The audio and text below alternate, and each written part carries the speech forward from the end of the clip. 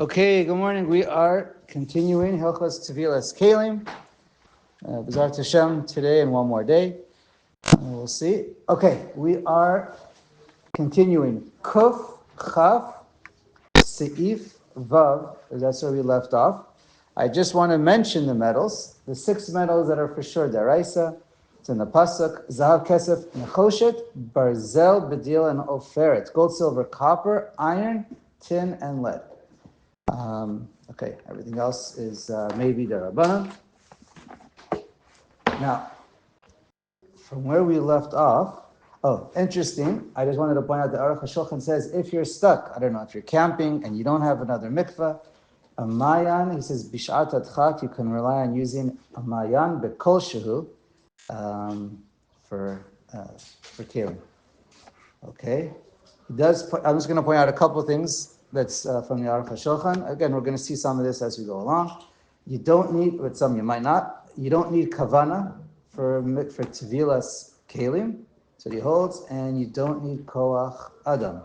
If it falls in there, then it works. And we're going to see about a katan.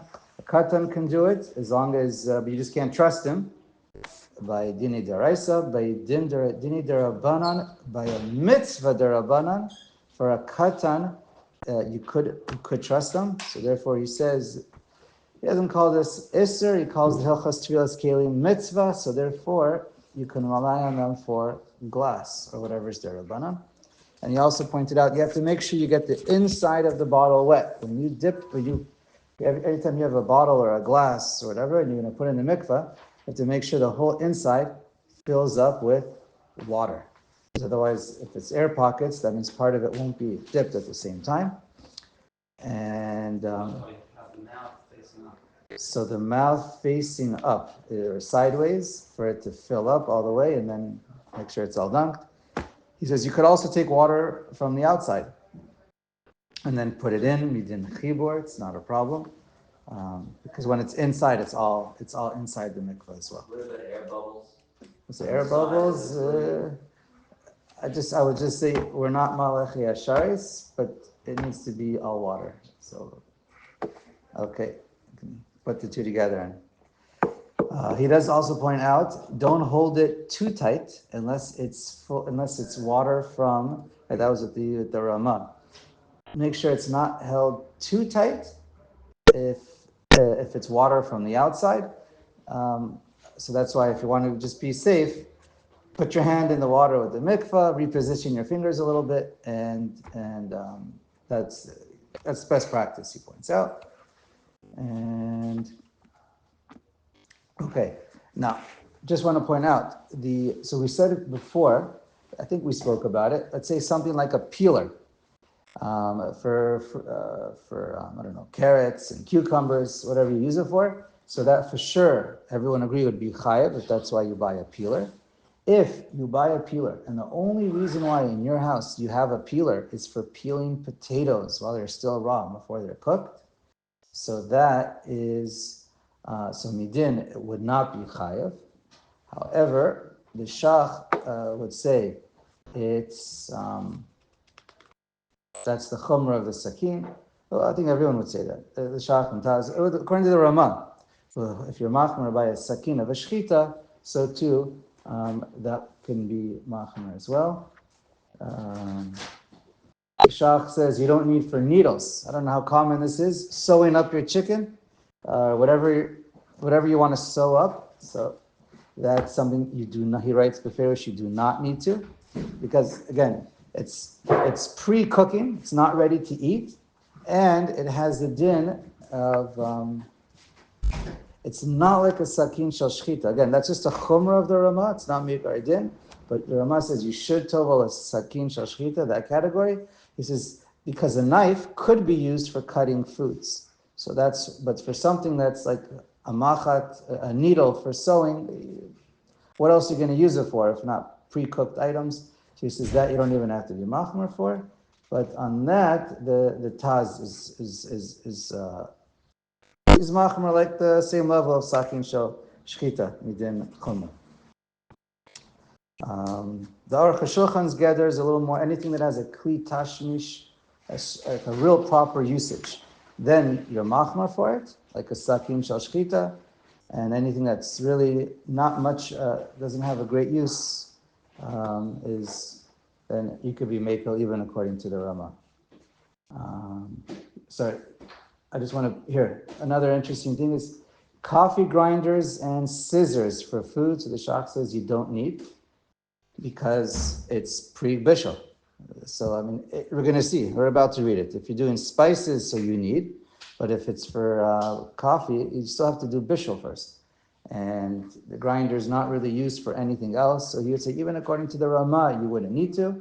But according to the Taz and the Aruch Shulchan, there would be a chumrah to do it on coffee grinders, similar to scissors. Okay, let's read a little bit inside. Vav. Kli eitz sheyesh lo chashukim shel barzel mibachutz shema'amidin oto. Okay, so this is a case. You have a kli eitz, wood, a wooden vessel, is not chayav in Tevilas Keilim at all. However, if it's being held up, so he says, how does it read? So the Shulchan Aruch is clear. Even if, let's say it has a round bottom and it's going to fall over, and the thing that holds it up allows it to have use, and that thing that's holding it up is metal, so the Shulchan Aruch says it doesn't need to go into the mikveh. However, right, that seems to be the psak. What? Bands around. Right. So the case over here is it's some kind of a band. I don't know, a ring, a band, where it holds it up, or something holds it together. A barrel. It holds it together. Okay. So without that thing on the outside, it's going to fall apart. So the Shulchan Aruch says, but the kli itself, and where all the food is, that's only wood. So in that case, you don't have to, and that's the psak of the Ramah and the Taz and most poskim, the Gra or Shulchan, the Kitshuva, that's the minhag. But the Shach Chachmas Adam and Zichri Tzedek is a machmer to be tovelit without a bracha. Of course, because it's a davar mamid, which is if it's a mamid, it has a suffix if it's chayav or not. If the mamid is metal, but here it's the mamid's on the outside, and everyone agrees if there'd be a mamid on the inside, the metal that's holding it together would be on the inside, even though it's just not really significant, but it's holding it together. If it touches the food on the inside, everybody agrees, I believe everyone agrees that without a bracha, it needs a mikvah. But if it's on the outside and it doesn't touch the food, so that's where most say it doesn't need, and some say it does. Okay. Let's go to Zayin. Kos shel kesef, mechubar b'kli eitz. Now you have a proper cup of metal, silver, but it's also attached with a kli eitz. It doesn't matter. You're using the kli kesef, the metal, and it's a proper kli by itself. Therefore, it's tzarich tevila. But again, if it's not usable without the metal, I believe that's without a brach. So the Shach says if you have a proper kli kesef, but let's say it's rounded on the bottom, you bought a fancy becher, I don't know, it's made with the latest artist, and it's completely round on the bottom, and it can't stay up. So it's not useful unless you have, let's say, a wooden holder on the bottom. So in that case, one would need to be tovelit without a bracha. That's the shach. The wooden bottom that allows it to stand up, is that a chatzitza on the middle part? So it depends. If it's attached and it's never going to come apart, I don't think it'll be a chatzitza. I was just imagining one of two separate pieces, but it depends. Whatever it is, that's okay. Let's read the Ramah. Good question.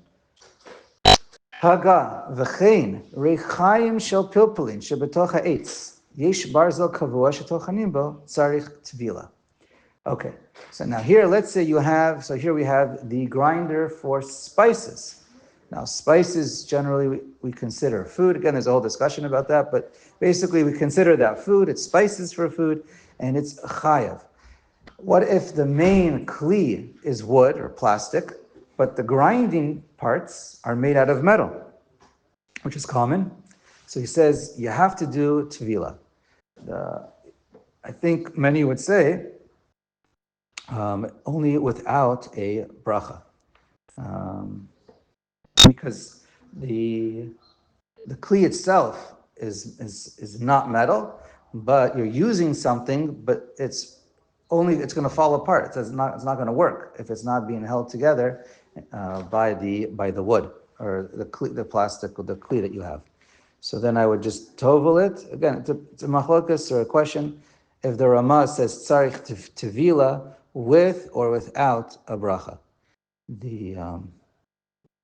Okay, I think that's a machlokas shach and taz maybe, but okay, I would fine. Savik brachos lahaka.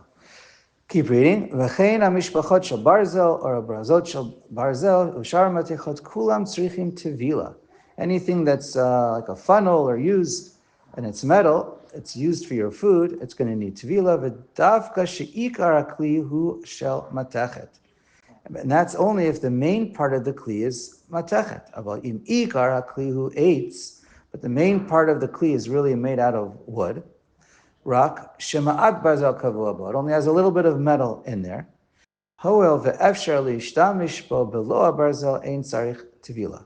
If you have a kli that you have metal in there, but that metal is, I don't know, for decoration or just extra support maybe, the kli works without the metal. How to get to a point, so it's where it's tip, but you can still use a funnel. What are you talking about? Okay. So you can still use it without the tip at the end. Okay. Or you have an extra metal tip at the end. It's as long as you can use it without it, then you don't need to be. If the metal really has no real purpose, it's not ma'amid and it's not the main part of the kli, you don't have to be tovel at all. About kliya metukan be yetidot shel barzel ubeloa yetidot lo ya efshar li'ishtamish bo. But if you couldn't use those metal nails or whatever, the metal in there to hold it together, it would fall apart. V'hei bifnim tzarich tevila.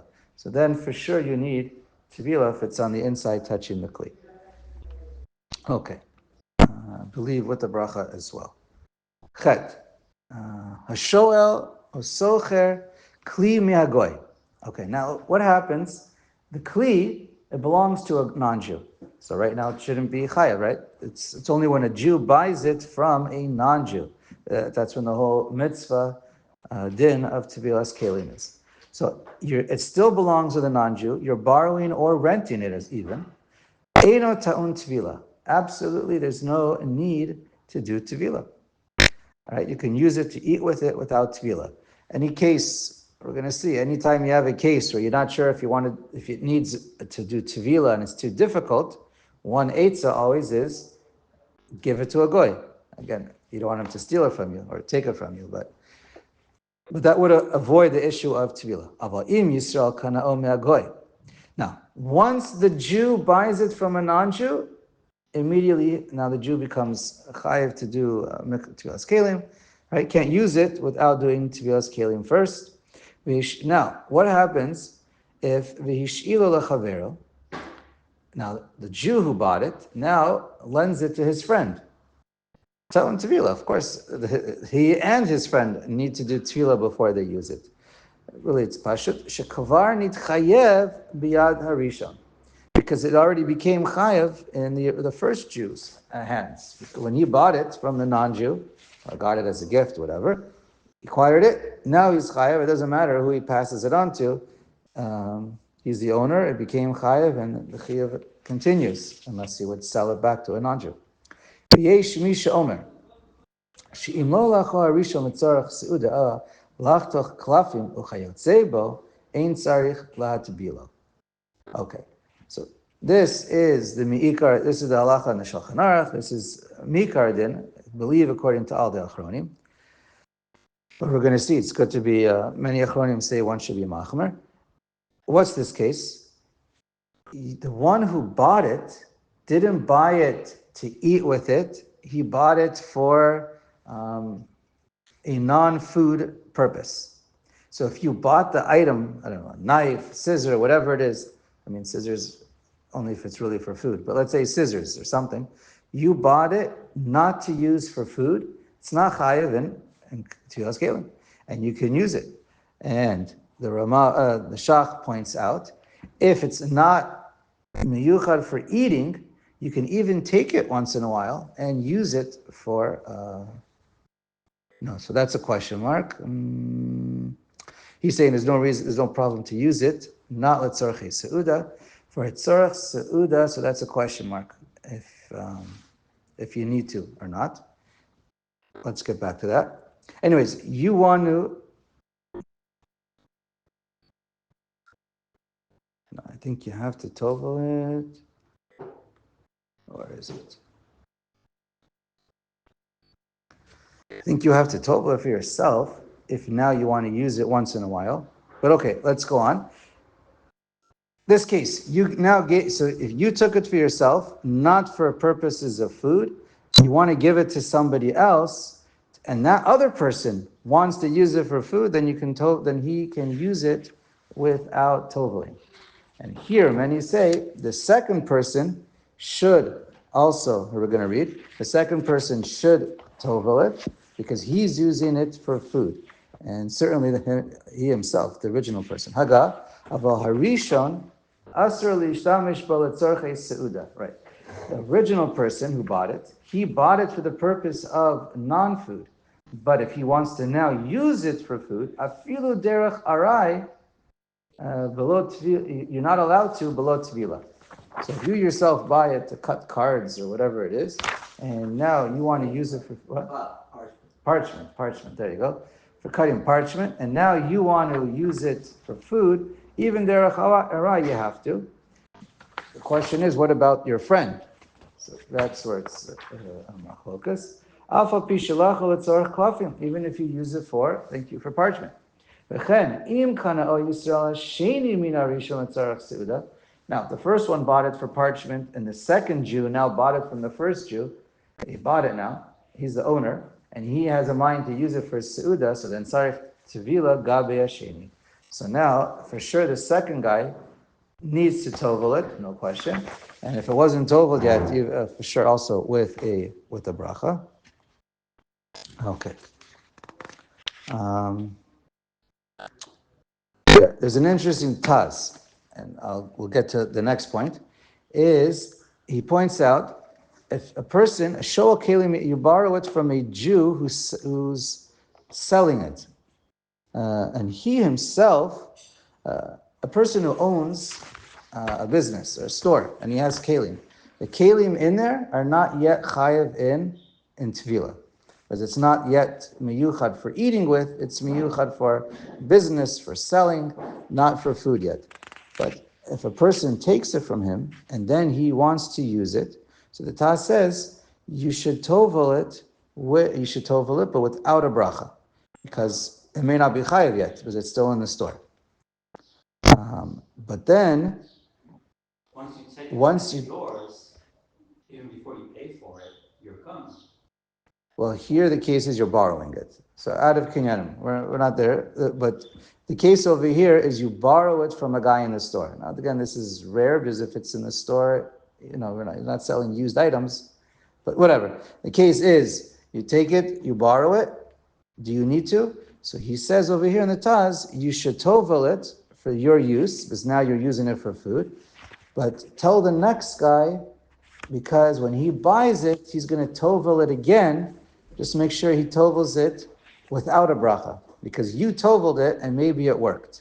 In other words, the whole concept of, there's a big suffix in the area, in halacha. By the first one, it could be that it's not chayav yet. Right. The only one is being used for the suda, and that only by the second borrow. When he returns back to the first, it's still not chayav. So, right. So the question is, klei schora. If a person has dishes in a store, so the halacha is, you yourself are not chayav, and really mikar din, you're allowed to use it one-off because it's for business. However, what if you take it, but now it's a Jewish owner we're talking about, right? If it's a Goyish owner, we're going to talk about. If it's a Jewish owner, so If you take it to the mikveh now, does it work? So most poskim say it does work. Some say it doesn't, or they're worried maybe it doesn't work. Why? Because perhaps it's not chayav yet. And before it's chayav, it doesn't help to take it to the mikveh. So that's one view. The other view is, what do you mean? It's going to be used for food. The whole point is, when you take it from a goy's hand to a Jewish hand, you want to take it mitu masola kedusha. Now it's in the Jewish hand. You did exactly what you're supposed to do, and it went into the mikveh. You got rid of the tuma. It doesn't matter if you're allowed to eat with it or not. It was in the mikveh. You did what it needed to do. So that's the. I'm just going to see if I have some sources on this one. Yeah. So it's. Is this the case? No, this is a catering case. Here. This comes up more commonly if you want to buy a gift. You buy a gift from the store. It's a kli from a non-Jew, and you want to give it to your friend as a gift. Can you tovel it before you give it to your friend as a gift? So I would have thought B'pashtus you could. And that's what I believe most say. It's Piskei Teshuvos has a short list of poskim who say it works, and perhaps not the best idea, but the reasoning why it might be a problem is because some say, while it's in your hand, you're not using it for food yet. For you, you're setting it aside in the category of in your closet for gifts, and it might have the same din as for business. The kula of Keilim for a business, it's not you don't use it for eating yet. So again, it's that same machloket. This is a little bit easier because right away it's not for business. It is, you just didn't use it yet, but it is set aside for eating. So anyways, to get around it, one is don't take it to the mikveh, or if you do, to be yotzei according to the those who are a machmer, one is before you take it to the mikveh, be mezaka, give it up to your wife or your friend, and the mezaka that it should go for that person. What if you're not sure who you're going to give it to? So maybe you can give it as a tanai for anybody. I know breira usually doesn't apply for, we don't say breira by Yisrael Deraita. Here, I think this is more of a chumrah, but maybe you can maybe you can do that. Or you can use it yourself once. Before you take it to the mikveh, instead of giving your friend a brand new gift, give him a used gift. Just use it once so that this way you avoid that issue. What? After you go to the mikveh. No, before. No. Right. Have in mind, you go to the mikveh, you're going to use it once. Take it to the mikveh, use it once, or not. Anyway, probably should, and then give it to your friends. So that's a little bit of a chumrah. And how else does this come up in modern day halacha all the time? Well, besides this application, when you go to a restaurant or a catering service. So the question is, the owner of that restaurant and catering service has the dishes. For him per se, who's the owner, it's for business. But, so there is, I think it's close to a das yachid. There are a couple. In Piskei Teshuvos, he quotes famous Yechav Das, Rav Yosef, but also he says he quotes a Darkei Tshuva. He says there was a minhag lahakal, that since it's considered miyuchad for business, it's never chayav yet. And if the owner is not chayav, even though you're using it, mikar din, you wouldn't be chayav. However, most poskim, and here, if it's Igros Moshe, I know for sure, he quotes over here, Orchos Rabbeinu, Mishem Chazon Ish, Rav Yashiv, and Rav are many, and I think Seichel Pashut, according to most, again, it depends on your Seichel, it's miyuchad for klei achila. When you're going to a restaurant and catering, it's the kula is, there is in the poskim, in the earlier sources, nowhere does it say a restaurant or catering service is pater.